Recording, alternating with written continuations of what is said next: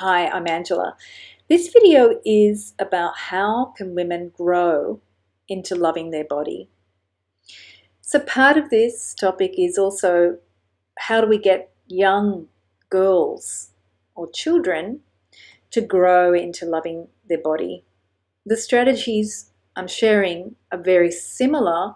The difference is when we have a grown woman, an adult woman or a teenage girl, she's already got a lot of judgments and conditioning or love habits about what her body is, what it feels like, how it appears, and a lot of judgments usually about it being acceptable, lovable, even bearable.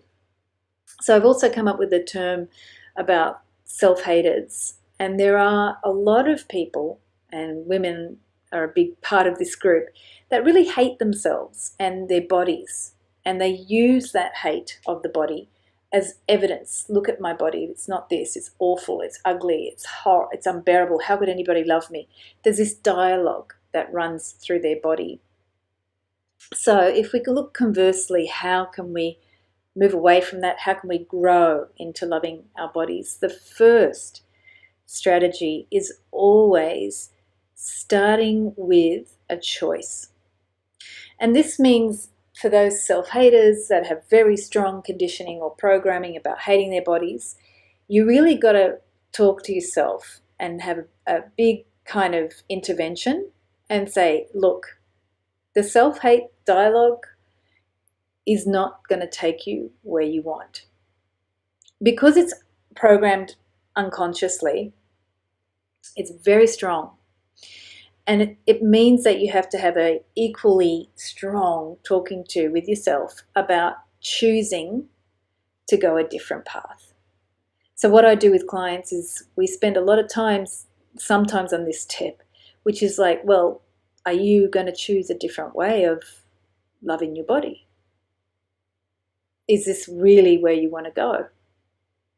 Are you going to commit to it, even if you don't think it's easy or possible or doable? But are you going to choose it? And this has been, in my experience personally as well, where the dividing line happened. It happened for me at 21. I was a really strong self-hater. I had great bad programming about myself and my body. I hated myself. So at 21, I said, no, I'm going to change it. Didn't mean I fell in love with myself overnight, but what happened was series and series of different events from that choice. And that's what you can help with clients or with yourself to start watching when you make certain strong decisions, what outcomes happen. If you don't believe it can happen for your body, just take some other decision in your life about studying a certain career path or about not seeing a certain person anymore in your life. And very easily you can see that certain pathways were formed. So that's definitely the biggest hurdle for most people, is to make a clear choice and then to stick with it, because the voices are very strong from your unconditional, unconscious, conditioning and programming. Then the other piece, when we're working with building and growing, you need a foundation. And because negative conditioning that's unconscious in the body is so powerful, it needs a force that is so powerful to meet it. So it's not just a choice now or a mental decision, but it needs a heart-based love feeling that feeds that conviction that you can sustain the choice. So that foundation sometimes takes time. Sometimes it takes love and support from a network or a group of people.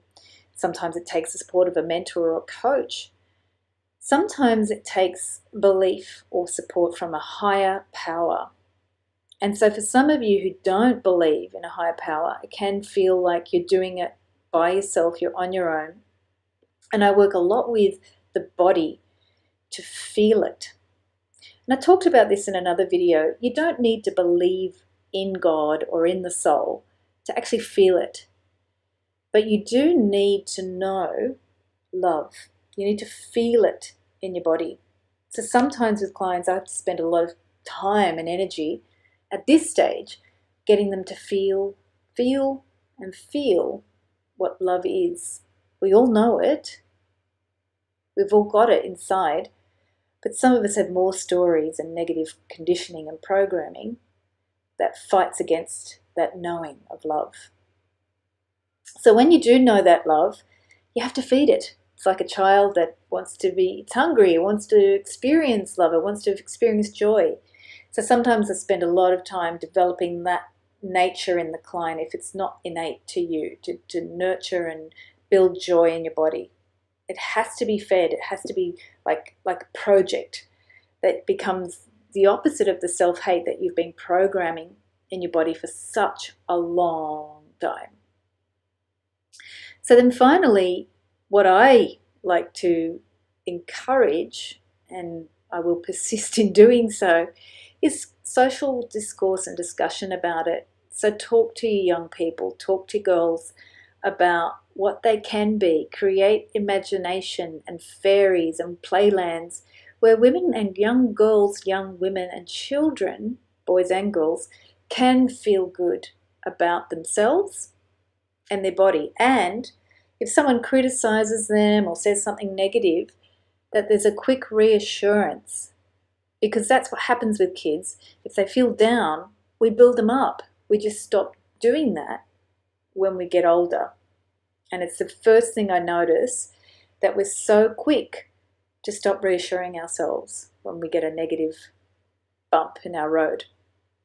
So that's my pointers on how we can encourage that growth. And also, I hope you can notice that there's a webinar in the link below. And if it speaks to you, please come along and experience more about these embodied meditation strategies where I get you to feel that space of love that so many of us lose faith in and connection to because of all the other programs and conditions that we've taken on.